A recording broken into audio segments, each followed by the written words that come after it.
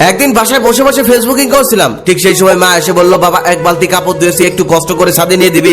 আমি তখন বিরক্তির সাথে মাকে বললাম, দেখছো না কাজ করছি, আমি পারবো না, যাও এখান থেকে। মা তখন বলল, কই কাজ করতেছিস, তুই তো মোবাইল চাপাচাপি করতেছিস। তখন আমি আরো বিরক্তি হয়ে বললাম, যাও নিজের কাজ নিজে করে নাও, একটু শান্তি মতো বসে থাকতে দেখতে পারো না, একটু বসে থাকলে কাজের কথা বলো। তারপর মা সেখান থেকে চলে গেল, আমিও দরজা বন্ধ করে ফেসবুকিং করতে লাগলাম, কারণ দরজা খোলা লাগলে একটু পর পরই আসবে আর ঘ্যানর ঘ্যানর করবে, এটা ওটা করতে বলবে। সেদিনই সন্ধ্যাবেলায় ছাদে গিয়ে একটু বসেছি, এদিক সেদিক চোখ বোলাচ্ছি, ঠিক সেই সময় মায়ের কল দিয়ে বলছে, বাবা কই রে তুই? আমি তখন বললাম, এখানে আসলেও আবার কল দিতে হয়? আমি না তোমাকে বলে আসলাম ছাদে আসছি, ছাদে আসলেও তোমাকে কল দিয়ে জ্বালাতে হবে আমাকে, তাই না? মা তখন নরম সুরে বলল, আমার একা একা ভালো লাগছে না, তুই একটু বাসায় আয়, আয় তোর সাথে একটু গল্প করি। তখন আমি বিরক্তির সাথে বললাম, আচ্ছা যেতে পারি, তবে যাওয়ার পর কিন্তু কোনো কাজ দেওয়া যাবে না, মনে থাকে যেন। তখন মা মুচকে এসে বলল, আচ্ছা কোনো কাজ দিব না, আয় তুই। তারপর আমি বাসায় চলে আসলাম। মা আসার পরে সেই বিরক্তিকর গল্প, যেই গল্পগুলো আমার শুনতে ভালো লাগে না, বারবার